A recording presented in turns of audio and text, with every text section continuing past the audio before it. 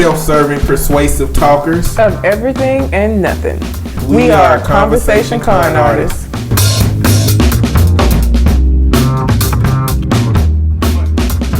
Hey, what's up? I'm Calamity Red. And I am Mr. On Point. We are back for another wonderful episode. How you doing today, Red? I am full. Full. I'm very yeah. full. Thanksgiving was a beautiful thing. Thanksgiving was a situation. I'm ready for Christmas. I look forward to these holidays so I can eat. Like, really, I like my family, don't get me wrong, but the food is really what I look forward to. I think being off of work is number one. Touche. Number two is seeing family. Number three is eating. I don't know.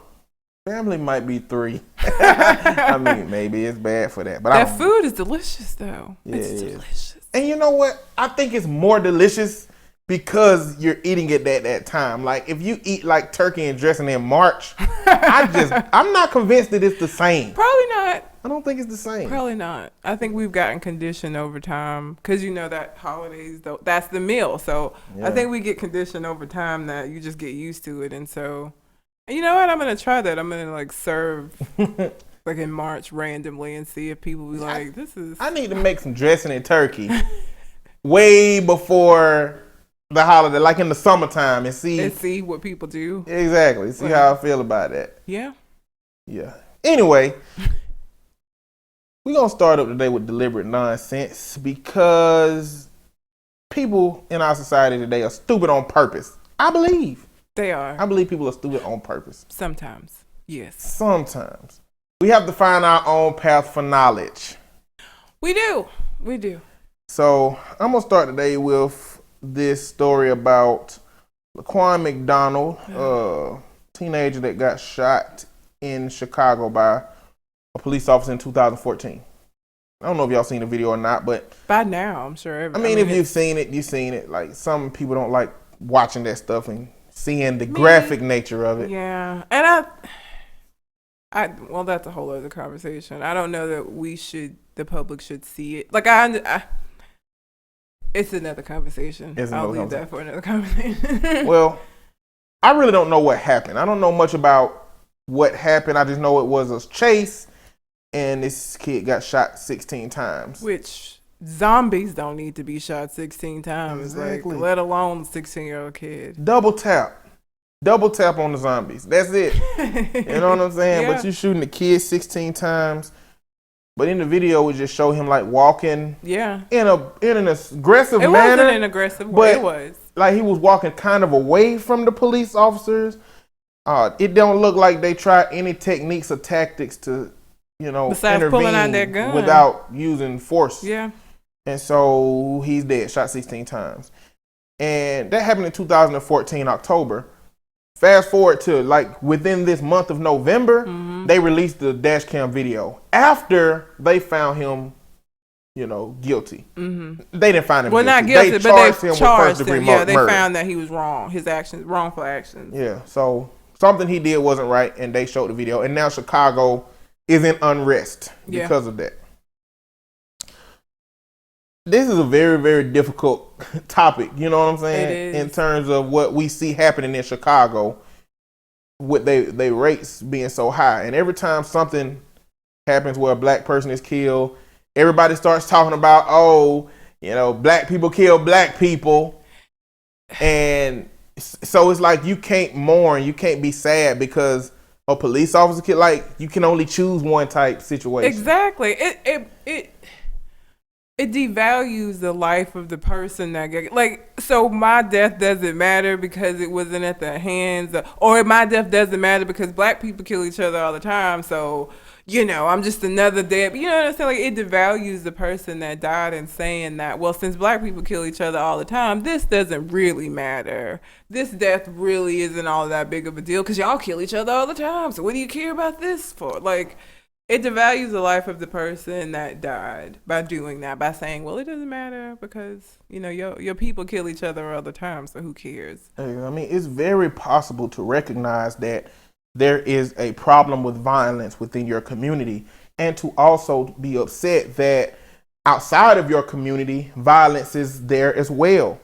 as to where people try to make you feel like you have to choose one of those two. They're not mutually exclusive. Like, Not you at can feel a way about both. It doesn't have to be either or.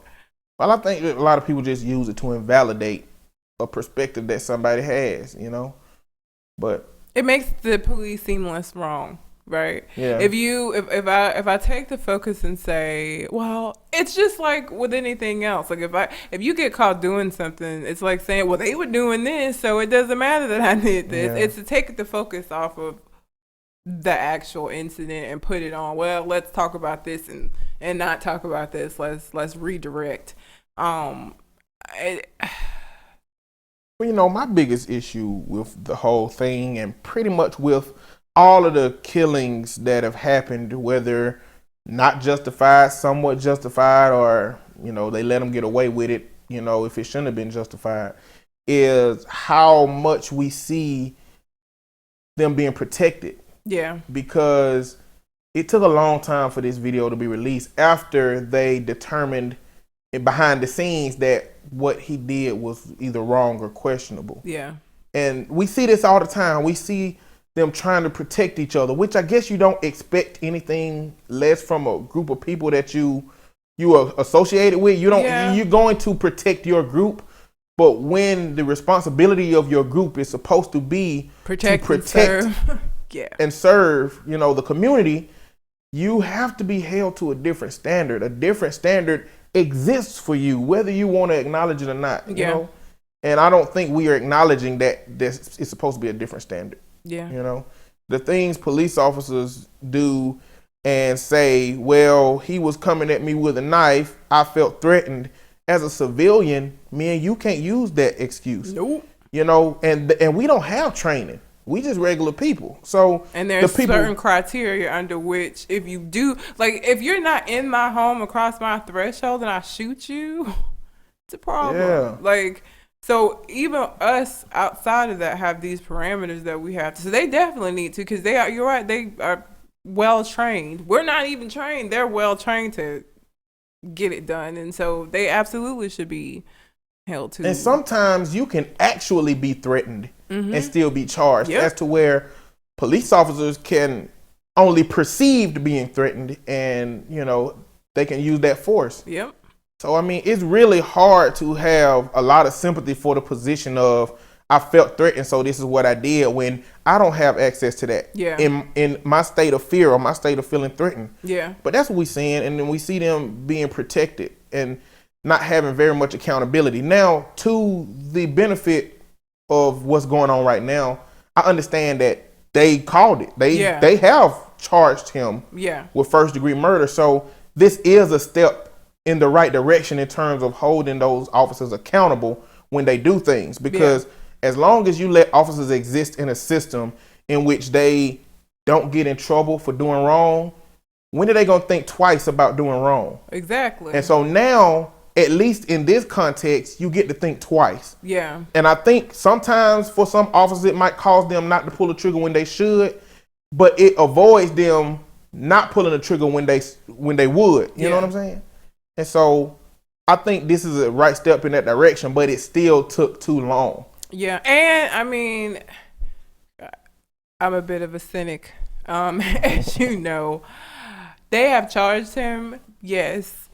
I'm waiting to see what the outcome is going to be, though. Like, if he'll actually be found guilty or found, you know what I'm saying? Like, I'm waiting to see what the end result is going to be. Because, you know, they could charge him to pacify folks, and then it could end up a completely different way. So I'm waiting to see what the end is going to be before I get too excited about it. Well, I mean, we have to put him through the process of, you know, being tried in a jury of his own peers. Yeah. You know, process of the law. All of that. So, I mean, I guess it's out of the hands of the system, even though the system going to try to protect him. And if the past situations like this shows us anything, then his career is probably going to be over.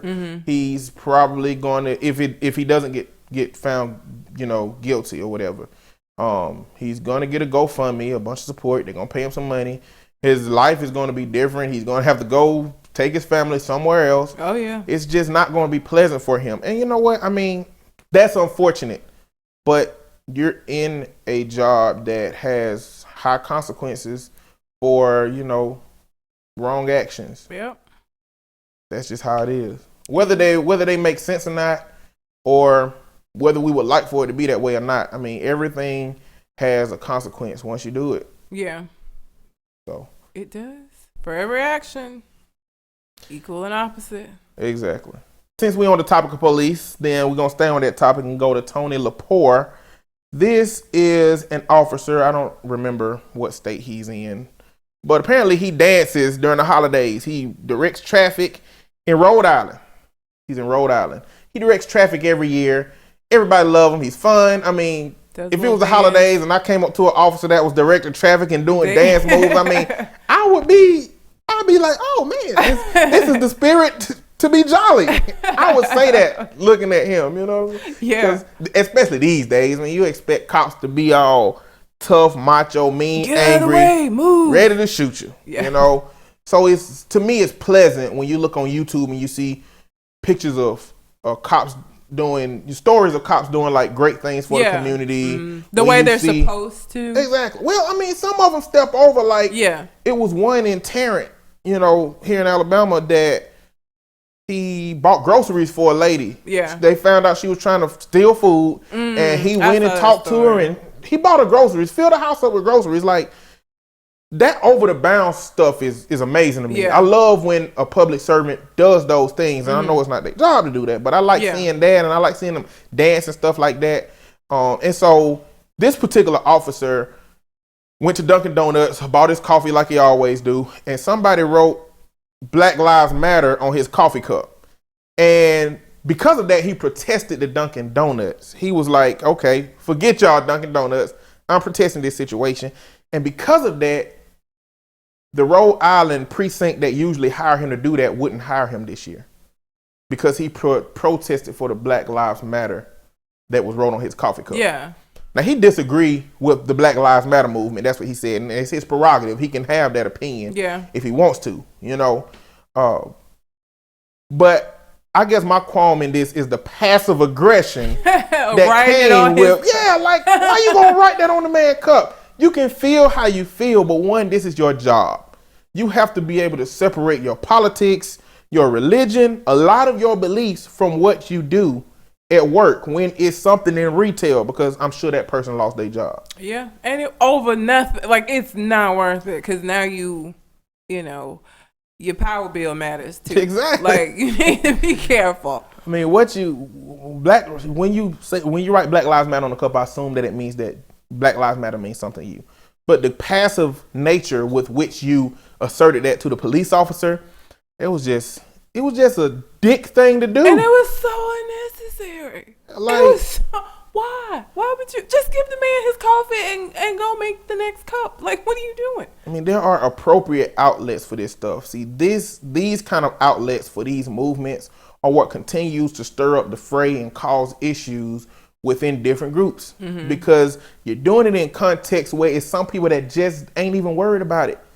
That's a part of the deliberate nonsense. Yep. They would rather I just don't want to know about this. I don't want to talk about it, think about it. And so when you get to writing Black Lives Matter on somebody's coffee cup, it's going to be an issue. It is. You know what I'm saying? If you want to voice your opinion about Black Lives Matter, do it. By all means, do not be quiet about it.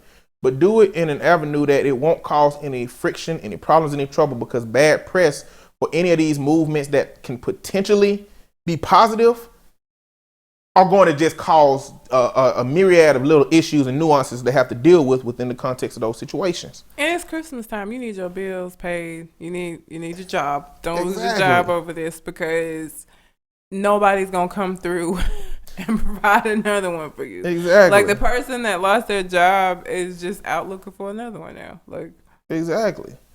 I mean, and the precinct that I think a lot of these precincts are starting to realize, and for any police people that are listening, and law people, I know I'm using terms messed up, like guilty is different than innocent, and precinct, I really don't know what the terminology is, but the police organization that chose not to hire him, we're finding that a lot of things are becoming politicized when it comes to race, when it comes to the community, when it comes to all of these little frictions that we have in our society. And so them not hiring him was probably just not to put any bad press on a system that might be trying to get out of bad press. Yeah. You know? And so the comments I was reading, a lot of people were mad at the establishment that didn't hire him. But the one on the east side of town did hire him. You know what I'm saying? Yeah. And so they precinct, I think is right. Your precinct is right. I don't know. I think it is. I just don't know the lingo. Yeah. I need to learn the lingo. But I just see that a lot of this stuff has become politicized, and that's just another thing that split people up because we don't understand the reasons that people make the decisions they make. One group is like, this is the decision that is right. It's like they use their morals to determine what should be determined. And then another group is saying, no, what is right is what's written down on paper. You know, what the laws are. Like, morals don't really matter when it comes to right. You know, so you can look at one precinct and they doing what's morally right for the community and what's going to help them keep a positive view. But the other one is, you know, that man has freedom of speech. He can protest, you know, whatever he want to, and shouldn't have to suffer any consequences. That's the rules. That's the law. And that's what we have. We just have so many dynamics when it comes to those kind of things with this system. I don't know. What's next? We got Robert Deere. We got the Colorado Planned Parenthood shooting. You heard about that? Yeah. You heard about the Planned Parenthood shooting? It's amazing to me, like, people's thought processes. I'm going to save lives by taking lives kind of thing. Yeah. Because that's one Planned Parenthood in an entire country that have, like, abortion is legal. So you're going to take the lives of the people that work in that particular plan and what did that do? Besides get you locked up, the laws not changed. Like, you know what I'm saying? Like, you took lives supposedly to save lives of these babies, but and did you see him? He looks like a mountain man. He looked rough. He looked like he been locked up somewhere in a mountain somewhere for years and just plotting and planning basically on which Planned Parenthood to take out. Creepy. Anybody that's listening, what is Planned Parenthood? Do you know what Planned Parenthood is? Do you know what Planned Parenthood does? If you do, wonderful. If you don't, I'm pretty sure that you, like many others, and probably like Robert Deere, have been led by the political dialogue that leads you to believe that Planned Parenthood is just out here killing babies. When like a majority, maybe like more than 70% of what Planned Parenthood do is health screenings for women, you know? And political dialogue would lead you to believe that a very small part of what Planned Parenthood does represents the majority of what it does. And you have people like Robert Deere that look at Planned Parenthood and think that, you know, they just killing babies in there. You know, they don't really have a motive or a reason that he did that, but they heard him mumbling something like, you know, no more baby parts. What the hell does that even mean? No more baby parts. It means that he has no idea what abortion is or how abortion works. Baby parts. It sounds like he's thinking that they just like, I don't know, that'll get graphic if I explain it like I wanted to, but I'm a morbid person, so I say stuff like that. But I don't know what it means. It really means he's nuts. It means he's lost it. Yep. I don't know what's wrong with him. Again, the idea that I'm going to say, even if, let's say that Planned Parenthood, that was all they did was abortions. Your mentality of, I'm going to kill everybody in here and that's going to stop abortions from happening is extremely flawed. This is not the first time that somebody has like attacked somewhere that they thought abortions would be. Abortion clinics get attacked all the time. Like that happens a lot. And guess what? Abortion is still legal. Like, you taking lives to save lives, it's very flawed logic. Very, very flawed. It doesn't make any sense. And he looks insane. And I just, you know, people hide behind these Christian values, but who told you that you have the right to go around taking lives? Like, God appointed you to come down and do that? Like, I just don't understand.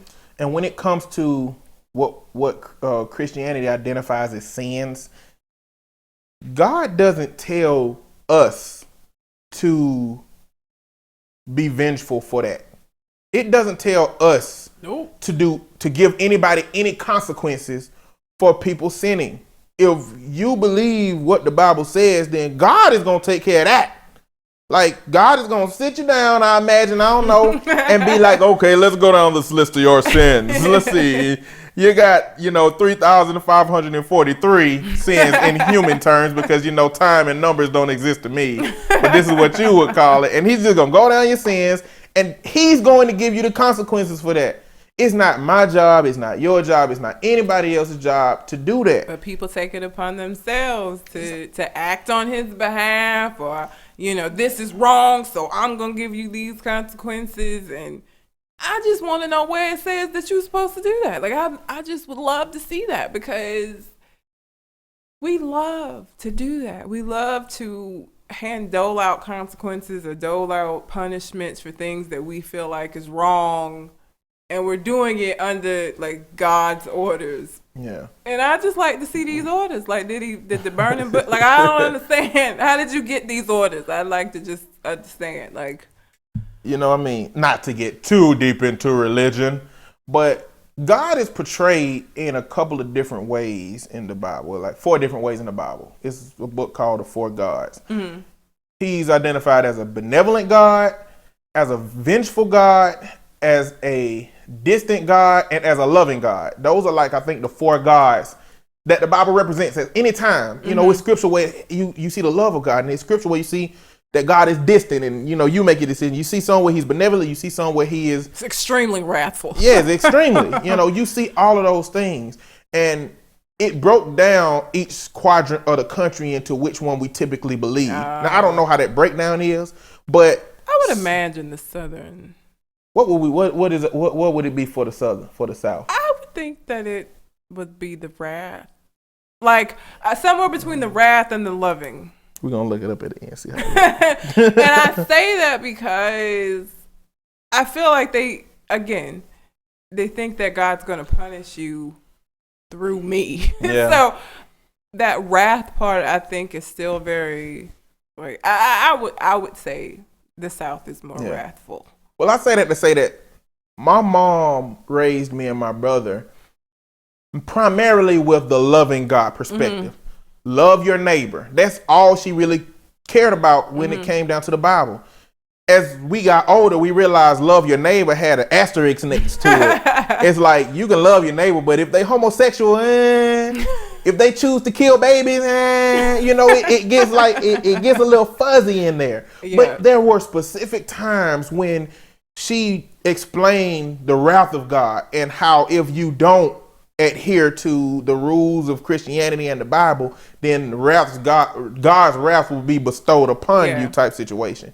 And I imagine that if someone grows up with the idea that God's wrath will be bestowed upon you, they may be more likely to show that wrath in themselves through what they believe they're supposed to be showing from what they believe about God. So, like, and so somebody exactly like kill some Parenthood people. Now, I don't know that, but this just from my experiences, and what I've learned, I know that it's different dynamics when it comes to faith like that. Yeah.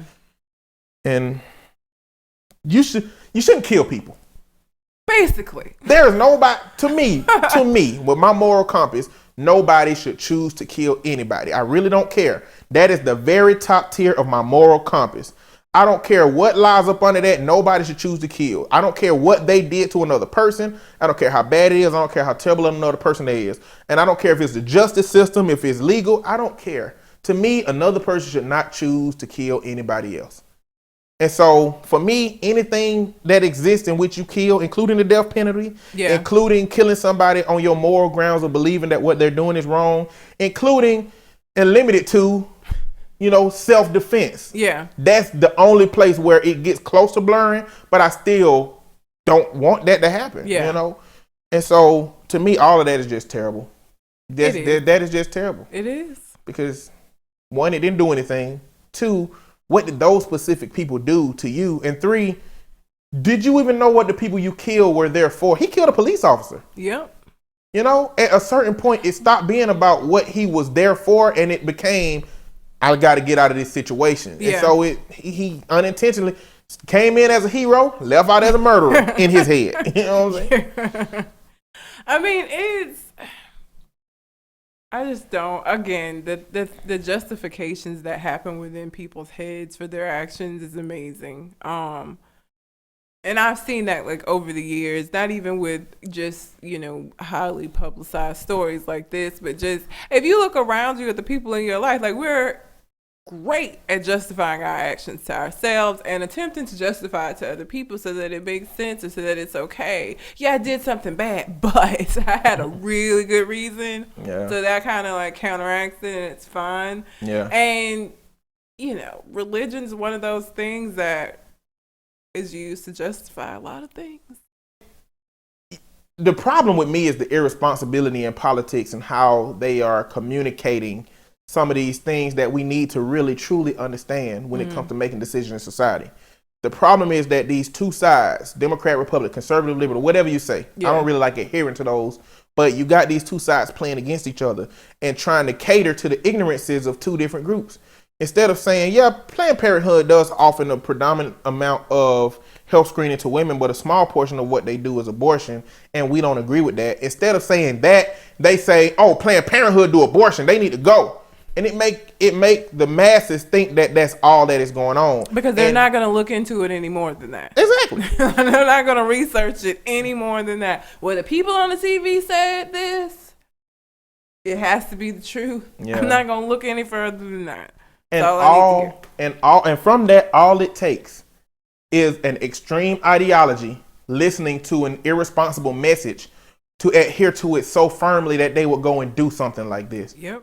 And I just don't think that, I think politics does it on purpose, but I don't think we as the masses are aware of how important a responsible message is. Responsibly handling data and information is when it comes to informing the people. We have to be as knowledgeable about things as we can, but we have to really dig into it for ourselves, to be honest. I don't think most people are going to do that, but if you're the kind of person that would do that, you should do it.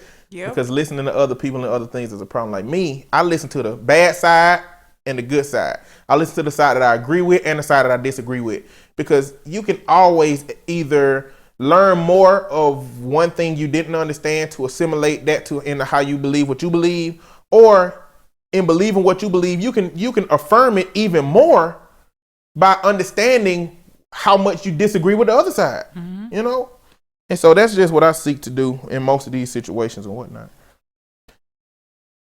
The last thing I got going on is about Amazon Prime. You got Amazon Prime? I do. I love Amazon Prime. I order everything from there because I get it in 2 days. That 2-day shipping, yes. That's I'll 2 days. Order anything because it's 2-day like I'll get shipping it is in beautiful. 2 days. Exactly. It'll come in 2 days. No tax. That's a beautiful thing. And you know what? It hasn't failed me yet, really. It's always there in 2 days. Sometimes less. I've gotten stuff in less than 2 days sometimes before. And I'm always like, what? Oh, right, Amazon. Okay. Yeah, I love Amazon Prime. It's amazing. It's my favorite thing. Well, this part is Amazon Prime is, if you heard about it within this year or last year, they were talking about using drones to deliver to your house. I'm not here for it. I don't. You don't want no drone coming to your spot? I don't want no drone dropping off shit. I don't. Nope. Just give me the UPS man coming and delivering it. I would prefer that over a drone.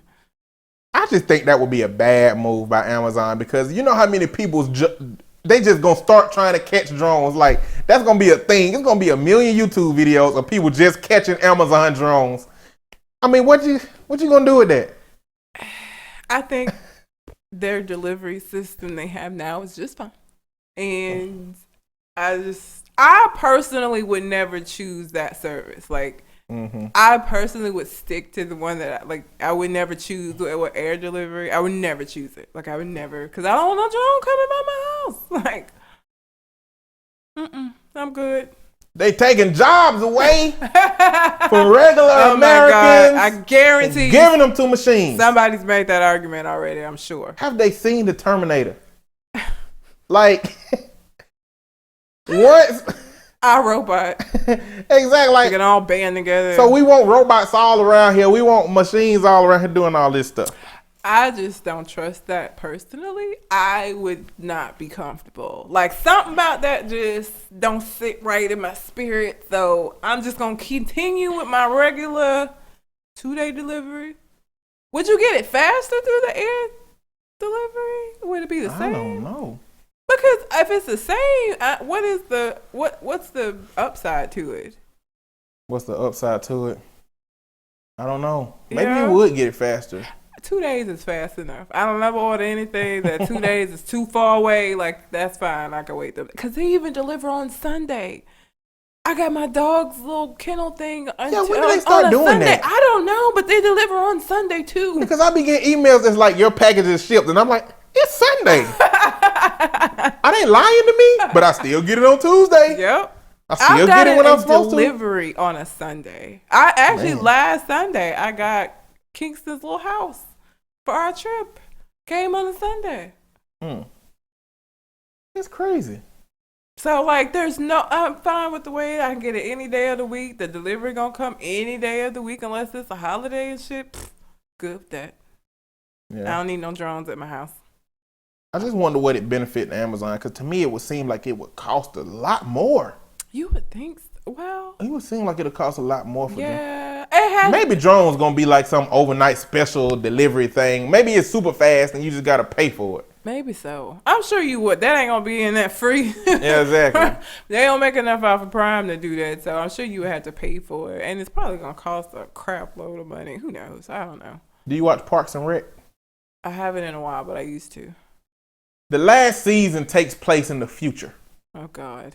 And so they integrate a lot of jokes from pop culture and things that they just create different people who made new albums and new movies. They just create a bunch of different stories and stuff just for that. And then it's a technology component too, where, you know, it's new technology in the future. And it's this company that starts to collect data on all the people in the town. And they start sending drones to people's house with gifts of things that they not, like, nobody's supposed to know that they know about. Yeah. And so the drones just get really personal, know a lot of stuff about you. And my favorite character from the show, Ron Swanson, Oh, God. somehow it found out his wife was pregnant or something, and it showed up at the door with like a baby gift, and he destroyed the thing and said, we got to do something about this. Like, it was like, because I've seen that and because I've watched that show, that's going to be forever embedded in my head. Like, So you think the drones are going to start drones are going to, gathering personal information about everybody Yeah, and just exactly. start bringing shit? I mean, they already do it on the side of your computer. If you go search for something on Amazon you're right. It's and you on go to the side. Facebook It's and on say, the- hey, are you still trying to get this thing? Yep. I was looking up Squatty Potty the other day. If you hadn't seen the Squatty Potty unicorn video, it's hilarious. I haven't seen the, I know what a Squatty Potty is, You're but I gonna haven't be watching seen it the after unicorn. this situation. But I was looking up Squatty Potty, and I go to Facebook and I'm scrolling down, and it says, "Do you still want the Squatty Potty?" And I'm like, I didn't even want it before. I just clicked on it. So like, it's gathering it. Like, we all know how that stuff works. It gathering information. But how far would they go? Like, an Amazon drone gonna come up to your house and drop off your favorite book that just released without you doing nothing. See, that'd be creepy. And it's gonna charge on your card because it knew you was gonna buy it, because the last 10 years you've been buying the same books from the series. That would be creepy, man. It would be creeptastic. Yeah, basically. But you know, whatever. That corporations, corporate takeovers, they always coming with new ways to be creative, but you know, behind the scenes, It's they creepy. doing stuff that's we just not gonna agree with. And I'm afraid that we won't be able to stop, because if we stick with the theme of politicians being creeps and terrible people, they're going to be trying to make this happen for some kind of financial gain and pocket thing, because, you know, Amazon is going to say, hey, let us send drones to people's houses, you know. And what if a drone like malfunction? Like, what if it's in the air and it just comes straight down on the highway? Oh, God. You know what I'm saying? Yeah. Like, how they going to Can keep... you imagine driving and just... Exactly. Wow. Like, or what if I'm waiting for my drone? I was like, oh, there's a drone, and it malfunctioned and just hit me dead in the chest. You know, that's going to be terrible. It will be. And I'm going to be dead. But your family would be really rich because they would sue. You be doing I don't know, because if the drone hit me and I break his landing and it just take back off and nobody know what happened, it's like my chest cavity is denting in Nobody can explain how this could naturally happen, and nobody knows what went down. I can see that going. I can see this going bad. I can see this going wrong. Yeah, I'm sure. But you know, it is what it is. That's deliberate nonsense. All right, well, we're going to get into some unnatural selection because celebrities ain't shit. Let's start off on a happier note, or I guess happier note. So Coco and Ice-T had a baby. Okay. And honestly, no shade. I didn't know Coco was young enough to have kids. Like, I think she looked old in the face, and so I know her body's new because it's different parts are new, but I just assumed she was too old to have kids. But congrats to them, they had a little girl that they named Chanel because, you know, that's what you do. So yeah, they have a little girl. I had no idea that she was that young. I don't even know how old she is, but obviously young enough to have a baby still. And they've been together forever. She's 36. What? She's 36. She's extreme. Okay. Ice-T is 57. Well, you know. Ice-T gonna be in a wheelchair if he's still alive by the time his kid 18. Yep. And okay, whatever. Like, they've been together a really long time. I wonder what took them so long to have a kid, because they've been together a while. Maybe Maybe she over her trophy days. Because she's, you know, she seemed to be just a trophy. Yeah, basically. Trophy situation. And, you know, look what I got type situation. And Ice-T, look what I got. Anybody can have that. They have the money to buy the parts. She's like an inflatable doll. Under that inflatable doll, I'm pretty sure she's a nice, kind person. Probably. You know. Great. Yeah. Perhaps. Maybe. You know who isn't nice? Who is not nice? Jared Fogle. Oh, this guy. So his wife, their divorce was just finalized. And here's my problem with this. She didn't file for divorce until August 19th. When did all this start? Way before that. Like August 9th, she filed for divorce when he pled guilty. And it's like, what? Let me tell you something. And my husband, if I get married and it comes out that he's been molesting teenagers and kids and shit, I'm filing for divorce right then. I'm not going to wait. You know what I'm saying? Like, because I feel like that was the day he, pled guilty or whatever. But I feel like he had probably come clean to her before that. So you know what I'm saying? Like, I just don't, what was the holdup? Like, what was taking you so long? Because they have kids. They have like a 4 and a 5-year-old. And his lawyer was asking, like, Jared wanted her to bring the kids to visit him in prison. And she was like, no. I think she finally agreed to like let him talk to them on the phone. I don't even know that I would do that shit, honestly, because I mean, he's a terrible person. And after him and his lawyer tried to get the judge to go lenient on him because his victims were older and it's not like they were 5. Like, what? So you don't even feel bad. Like, you're still justifying your actions. You're not apologetic. You don't feel any kind guilt about what you did at all because you're still trying to fucking justify it by saying, well, they were older, so it's not that bad. I think I should just get 5 years because, you know, they were older. This is kind of off topic, but it remind me of an episode of Family Matters. Okay. What? Let me go. Right. It's an episode of Family Matters where Eddie Winslow, his cousin, come from out of town. Mm-hmm. Cool, slick dude, you know, that I think Carl and Harriet don't really like, but, you know, whatever. Maybe he's changed. Uh-huh. And they go out and steal a car. Mm-hmm.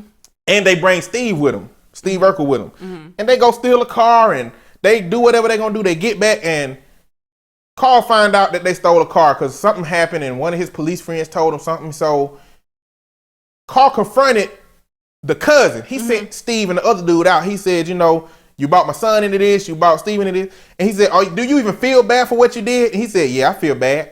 Bad that I got caught. That's the tie-in. Because it's like, Jared would still be doing this if he wouldn't have got caught. And he got 15 years. So he's going to probably be doing it when he get out. And I say that because he has no kind of remorse for what he did. Doesn't sound like he really feels like it was wrong So why would I not do something that I don't feel like is wrong?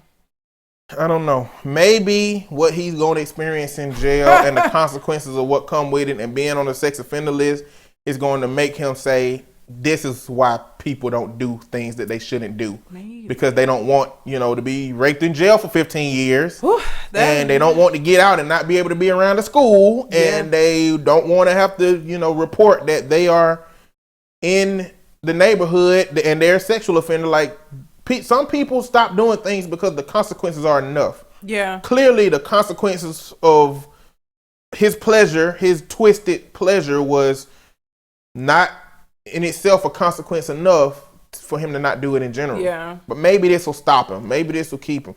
And maybe he'll have a PO on his ass for the rest of his life. Yeah. So that he can't do this no more anyway. Hopefully that will be the case. I mean, he lost everything. The wife is gone or whatever. It's just amazing to me, like, how women will, like, hang on to, like, men. You know what I'm saying? Like, again, when that shit first came out, I would have filed right then. No, we're not doing this. We got 2 small kids. You a pedophile and shit. I can't do it. I'm sorry. And you know what? Even if let's say that situation happened and your husband at that point were to say, I didn't do any of that. Well, you would put yourself around the wrong people in the wrong situations for this to even be an accusation. It being an accusation means in the least that you made some bad decisions, even if it ain't true. And they'll make the kind of decisions I'm here for. Hell no. So you still got to go. Exactly. Like, so the fact that, and I mean, that happens a lot. Like, women will hang in there and stand by. The Dugars. There's 19 kids and counting. She still hasn't left him, has she? The one who was molesting his own sisters and no, I don't think. the other I don't think so. She's still with him. But don't nobody who's supposed to care. That's don't true. Nobody who care about it in other contexts really care. That's true. In this situation, either because he's a loved person or because he was a kid. However you want to justify it. And that's exactly all that is. Is because there was a thing, like, shortly after it came out that happened and nobody really did shit about it. Then he was in the news again for porn. I don't know if it couldn't have been kid porn because he would have been locked up, but they're supposed to. Oh, the affair. The affair. That website. Ashley Madison. Yeah, that's that what it website. was. And he watches porn. So he was in. So obviously this deviant behavior or him, because him just hooking up with random women, it didn't stop because y'all didn't address it, right? Y'all swept it under the rug. We gonna pray about it. He's gonna be fine. And he's still out here doing fuck shit. You know why? Because y'all didn't address it. And he's gonna continue to do so. He ain't got no consequences for his wife hasn't left. She's still there. He still has his family. Why not? Why not do all of the things that I want to do when I can do it and still have everything I still had before? I don't lose anything. Yeah. There's no consequence to it. So why not? But it amazes me, like, the stuff that people will, like, hang on to their significant. Now, here's the thing. I'm not, I get married. I absolutely intend to stay married to that man for as long as possible. Short of death or, pedophilia or, like, something serious. I'm not going to, like, just wake up one day and be like, you know what, fuck him. But, there are things that I feel like, I'm just going to have to walk away. I'm not going to be able to do it. I'm sorry.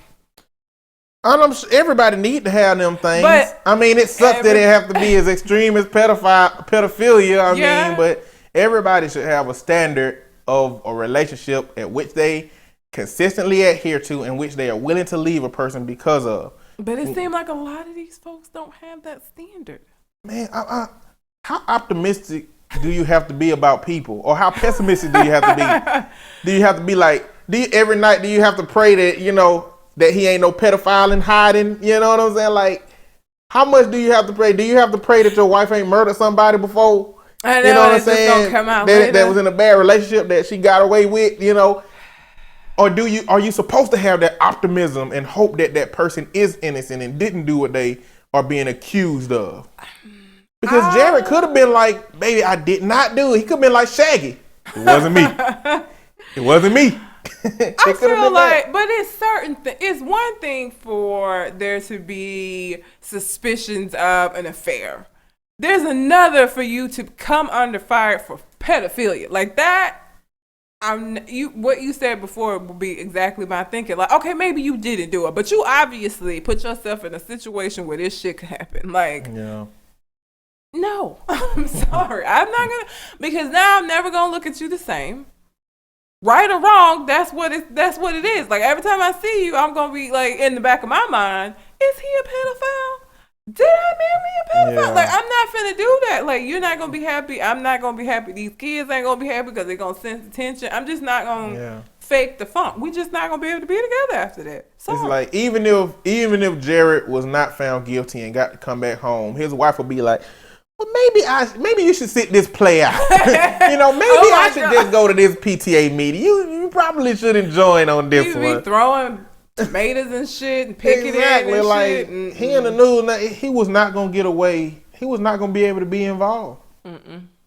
He ain't no way he could be involved with his kid's life at this point, even if he wanted to. But even that's what that goes back to me feeling like he feels no remorse. The fact that you would even ask your wife to bring your kids up to the prison to see you, like, spare them. Like, damn, like, you've done enough. Spare them having to come and visit their daddy in jail. Like, what's wrong with you? Like, no remorse. The fall from glory. Ugh. They used to get to tell their friends that my dad is the subway guy. Well, now it's over. Yeah, and she like there was a lot of stuff she asked for in the divorce. She wanted money to move because she was like, we can't live in where we live because of what he's done. She asked for like a specific amount of money, which I guess he still has all the money he had. I guess they couldn't take it since he didn't get it through fraudulent means or whatever. So she got like, I don't know, $7 million or something like that. She got full sole legal and physical custody of the kids. And like I said, she agreed to let them talk to him on the phone, but she was like, I'm not bringing them to the prison to see you. Yeah. You're just not going to see them. Sorry. The wrap. And I don't blame her for that. Let's see. I want to talk very, very briefly. Very, extremely briefly. Because I'm sick of these fucking Kardashians, and I'm tired of talking about them. So Kylie, and there's a reason why I'm bringing this up. So Kylie Jenner broke up with Tyga on his birthday.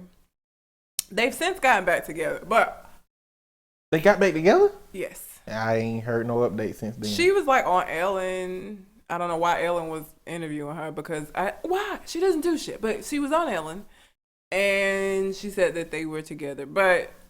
Here's my thing about this, and the only reason I'm bringing this up.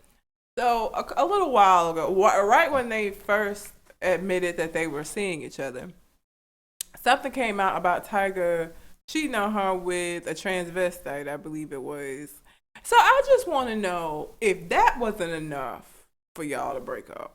Like, what was the thing? Right? What was that final thing that made her be like, I can't do this anymore? Because if him cheating with a transvestite wasn't it, so I wonder what he did, right? Obviously, whatever it is, she got over it fairly quickly because they're back together now. But I would just be curious. Like, what does it take for her to be like, you know what? You went too far. I can't do this anymore. I'm out. Like, I wonder what it was that he did. I don't know. I don't get celebrity relationships. I try to understand celebrity relationships as much as I can, but they don't have as much to lose, or they have more to lose. I don't know which one. I mean, when it comes to regular relationships, it's like, I don't know. Maybe we got more to lose than they do. Yeah, I think so. Yeah, and they just don't care.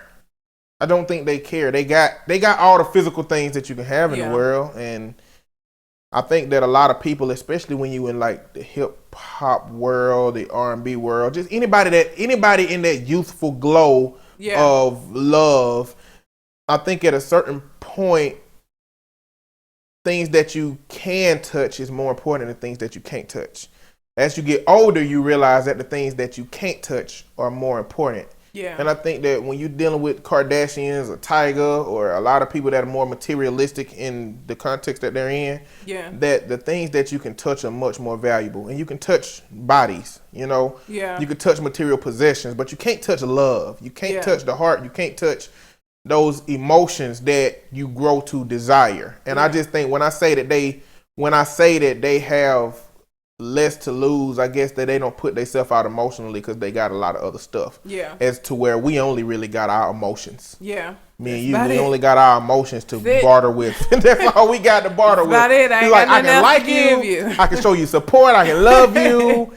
I can give you that. I mean, outside of that, I'm in massive debt. I have to let you know that up front. I've been ignoring them for 2 years. So interest is probably a situation now. Sorry, that's really all I have to give. Like, I hope that's enough. But I think that because that's all I have to barter with, I can't understand how celebrities I can't understand how their relationship stuff work. Yeah. I don't have other stuff to go with that. Yeah. I mean, and the Kardashians are another breed altogether. But that's all the time. I don't want to give that a lot. I just wanted to mention it because, again, my only question is just what did he do? Because he's, there's some terrible things that have come out and you stay with him. So, like, what could he have possibly have done that's worse than that? He slept with a transvestite. That's okay. What is worse than sleeping with a transvestite? Exactly. That's my question. Was it on purpose or was it by accident? The transvestite? Yes. We don't know that, dude. I don't know. Did it even happen?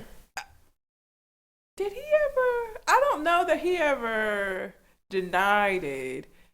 I mean, she had I don't know how you refer to it. I guess it's whatever they identify as. Mm-hmm. So she had pictures of them together. So, and she said he knew. Well, I guess the next step is, I don't know what the next step is. I don't even want to even think about what's worse than that. I mean, regular cheating is enough. It is. Regular cheating is enough. It is. Like, realistically, raunchy texts without physically cheating is probably enough. It is. It should be enough. It would be for me. I mean, if you don't want to be in this situation, that's fine. Don't pretend like you want to be in this situation.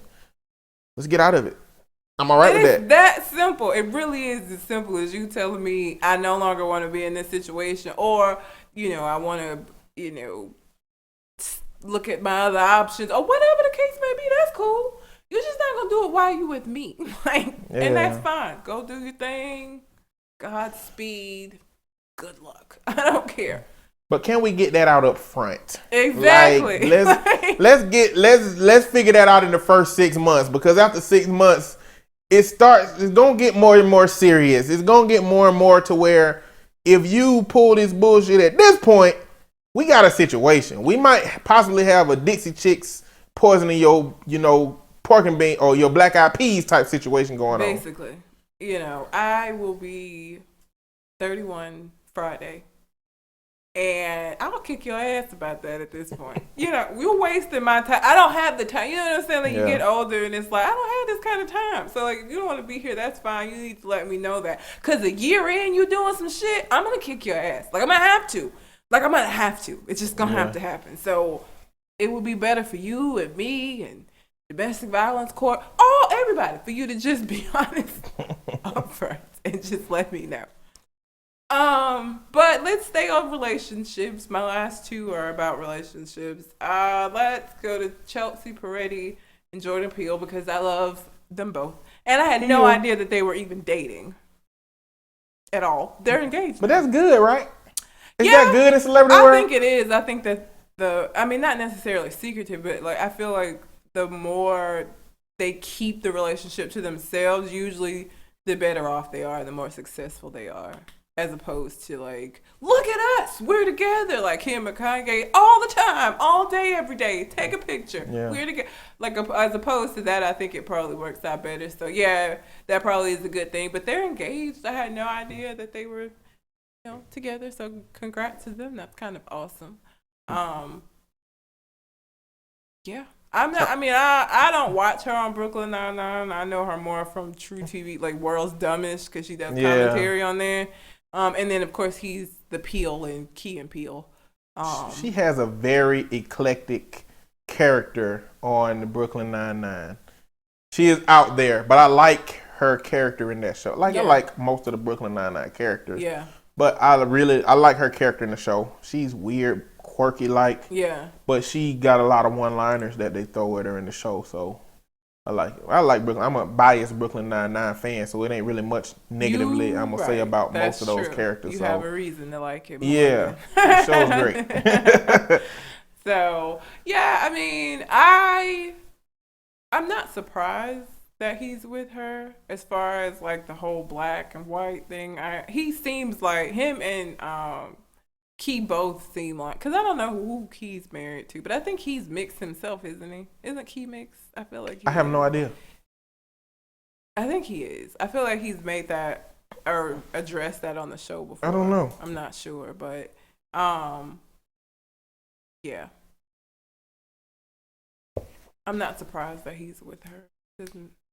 I like Key and Peele though. That's a funny. Like any skit show is gonna be hit and miss depending on what But most of theirs are hit. Like I enjoy.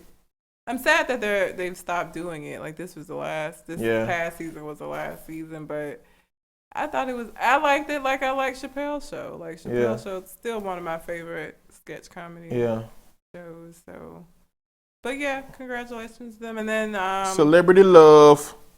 I know. Well, and we're gonna go from love to not to hate, or not hate, but just a breakup. So Tim Tebow, who's the most Christian, religious football player in the world, his girlfriend just broke up with him because he wouldn't have sex with her. Oh my goodness. And it's like, why would you date Tim Tebow? If that was something that was important to you, this man who's extremely vocal about his faith and how he feels about that whole waiting until he's married, and how old is, I don't even remember how old he is, but at the point where he is in life, most men have had multiple partners. He still never had sex with anybody. He ain't the one you need to be dating if like the sexual aspect of your relationship is important. He not it. But she has a history. Her name is Olivia Cooper. She was like Miss Universe, or Miss USA. Miss something. I feel like she has a thing about like making people break their vows though, because she dated one of those Jonas brothers during the time where they were all like promise rings thing. Exactly. Situation. So I think she has a thing about making people break their vow. She just wasn't able to break him, so she gave it 2 months, and I guess she was like, "Forget this, I can't." She tried to turn him out, huh? She did. It didn't work though. Tim Tebow, I respect him for that. I mean, not just the, sexual part, but he has a moral code that he lives by. And he's sticking to it. And when people live by a code of ethics or morals that they stick to, they get my respect. Yeah. Because he get a lot of criticism for that. A lot of criticism has been going on for his little, praise worships and praise breaks at the end zone. Yeah. And a lot of criticism from the male population about him not having sex with these women that he in relationships with, and he's still sticking to it. And clearly one day, hopefully he stick to it until marriage, but if he don't at this point, he got my respect for just his capability. I think he can. He's just going to have to find somebody that's willing to stick in there with him until they get married. I just think it's hilarious because it's kind of a reverse of what you think of the traditional situation, because normally it would be the woman holding on to her virtue and some man trying to like convince her. Here you have the roles reversed, and it's just kind of funny. But yeah, he's not the one. Again, if this is something that was important to her, I really feel like she just gets off on making people break their vows. And because, I mean, how famous would she be, as vocal as he's been about his faith, had she been able to get him to change his mind? That would be terrible. It would be terrible. And but if looking at it like that, that's just evil on her part. Like, because it don't sound like she's a female that grew to really, really like him and just then wanted to share it with him. It's like now it seems like she just came in for the kill and didn't get the kill, and now she's angry. that she didn't, And I think even if that is the reason that they broke up, I think it's disrespectful for her to tell people that that's what it was. You know what I'm saying? Like, you didn't have to do that. Like, and I feel like that's just that pettiness. Like, she didn't get what she wanted, so she's gonna try to embarrass him, which he ain't embarrassed. This is just more for his cause. Like, who does that really make seem like a whore? I mean, come on, man. Like, how is she gonna embarrass him? We already know what he is up front. Yep. He is a self-proclaimed virgin that ain't gonna have sex till he married. We know that. Yep. How is telling us that he's following through with what he's been saying really embarrassing him? Exactly. It's just making you seem like a scallywag, man. Basically.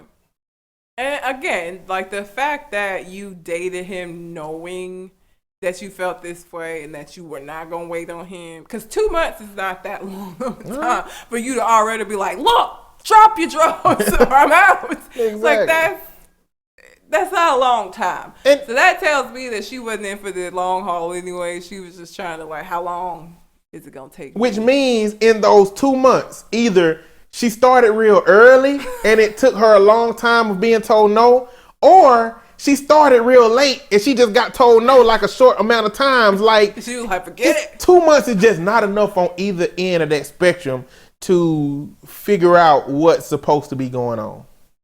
Yep.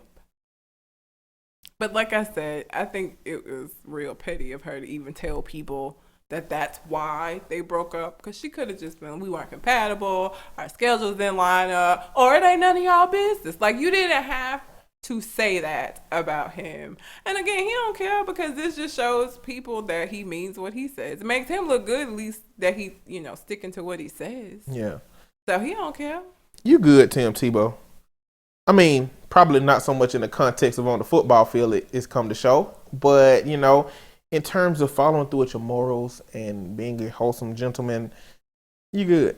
You good. Good with me anyway. I'm surprised nobody's like thrown their I mean, I just imagine like all these like Christian people are like throwing their daughters at him because it's like, he's a good guy, he's a stand-up guy, like I want Susie to get with him because I know he's not going to take advantage of her. So let's, I just imagine he gets like tons of women.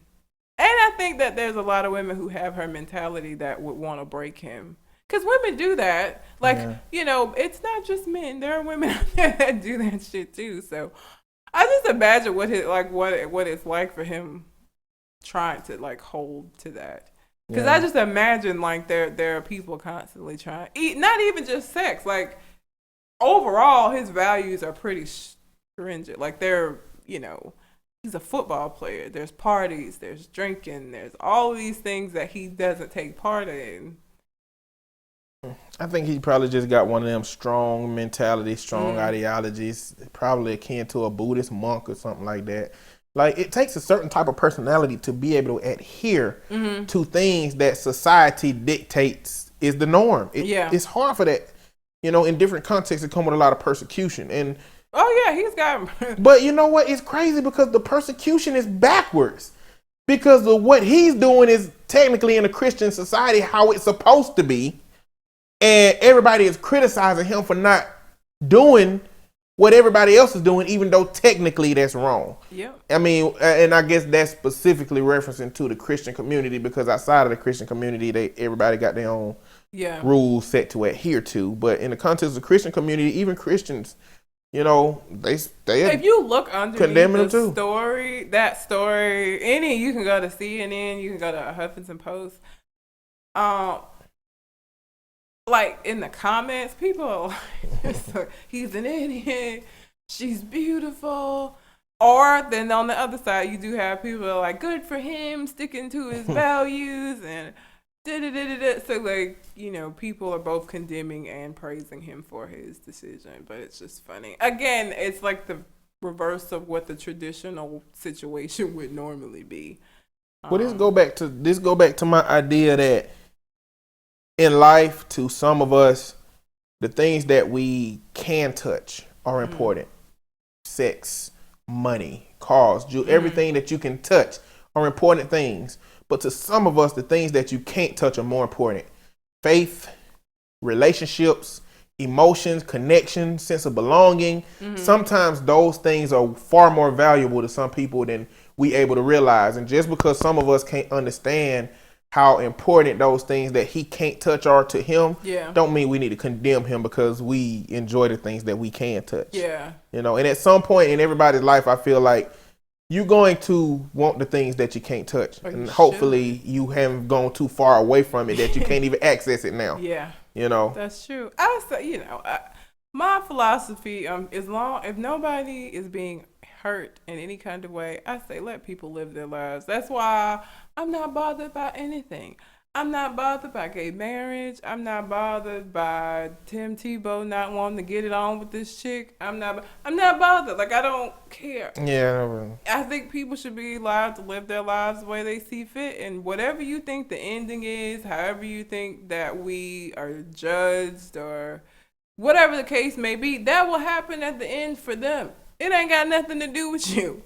You just live your life the way you feel like you're supposed to live your life so that your ending will be the way that it's supposed to. Because I just imagine Judgment Day to be filled with people who are going to be like, well, yeah, I did all this, but Lord, you know, I straightened out this group and I did that for that group, but your own life was in shambles. Like, you were doing all of this bullshit behind the scenes.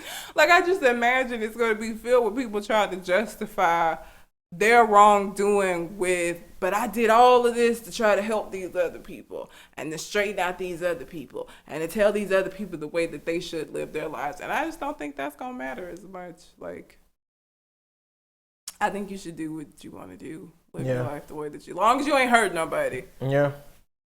As long as you ain't hurting nobody. As long as you ain't out here Jared Fogeling people. Yeah, don't do that. Jared Fogeling, I guess. That's a new term. It's a new thing. Don't be Jared. Don't be Jared Fogeling. Fogeling. Don't Fogle Don't people. Fogle. That's bad. So that's it. That's all I have for my natural selection for today. It was a slow, I think because of the holidays. Yeah. I think it was kind of just a slow news week. It was. They'll make up for it though, I'm sure. But you mentioned a couple of things I'm going to say something about. You said I had a reason to like Brooklyn Nine-Nine. That's because my brother is on an episode of Brooklyn Nine-Nine called The Mattress. So if you see a gentleman in that show that happens to sound like me, he has a small co-star role in it, then yeah, that's my brother. He sounds exactly like him. Yeah, it's freaky. If you know my voice, you'll be like, that's that dude. It's freaky. Another thing is that Ashley Madison list that you mentioned earlier. One of my friends told me he was on that list. That is unfortunate. Because he said when it first emerged, it was just another dating site. He said it changed over to what it became. So anybody that signed up on it as a dating site, they own that list. Damn. I was like... That's a really good excuse to use, though, right? It is. I would just be like, look, baby, I was on there when it was a dating site before, but it was even before I even met you, and then it changed over to that, and I'm just still on the list. You can buy it if you want to. I don't know if it's a good idea or not, but I was like, man, that's messed up a lot of relationships unintentionally. Yes. Yeah, because who's gonna believe that? Like, you full of shit. Like, sure, that's what it was. Go sign into your account now. let me watch. Let's see when the last time you was online before the date. Like, yeah. And if you don't sign in, your relationship is over. Yeah.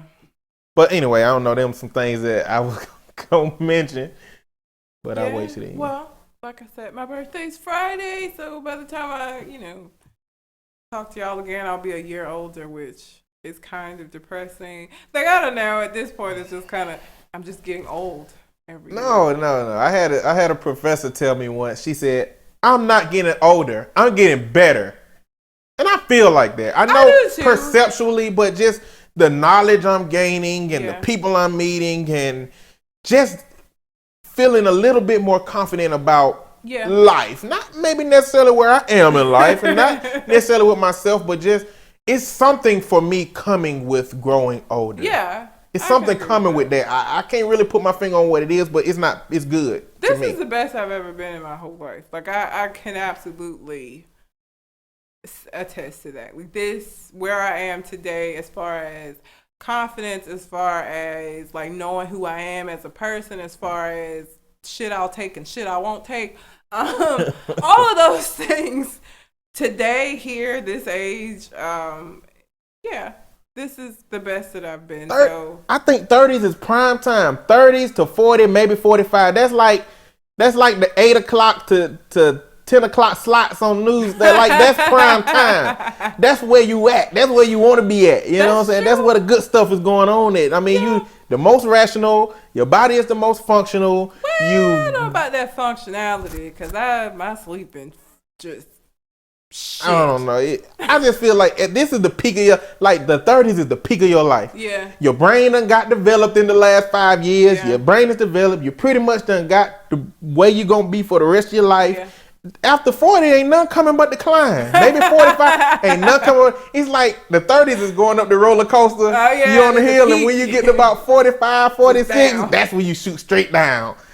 This is, if you can't get what you want out of life in your between 30 and 45, or at least figure out where you're trying to be at that point in time, I don't know. That's true. Rethink your strategy. Yeah. That's how I look at it. I'm cool with it. You know, I still get that I don't look as old as I am, and I hope well into my 50s and 60s that people are still like, you're how old? I'll always, I never, here's the difference between like young, like early 20s and people in their 30s. I've seen people like get carded for ID and they have such an attitude like, oh, I mean, I'm 22. Well, you need to see my ID. Anybody that's like over 25, 26, be like, oh yeah, let me give you my ID. Absolutely. Exactly. Like, you don't care. It's perfectly fine to be carded at that age because it's like, oh, you thought I was young? That's sweet. It's beautiful. It's a beautiful thing. But yeah, so I'm not doing anything now. I'm old. No, you're not old. Well, older. People work and you have kids and responsibilities, and life happens. Other so stuff. You don't get to just like party it out. Like, plus, I don't know that I get tired quick. I'd be somewhere in the corner asleep about 11 o'clock, bro. So, true story. But yeah. Well, you got anything else on your mind? That is it. Well, until we come to the next conversation, we out. Holla.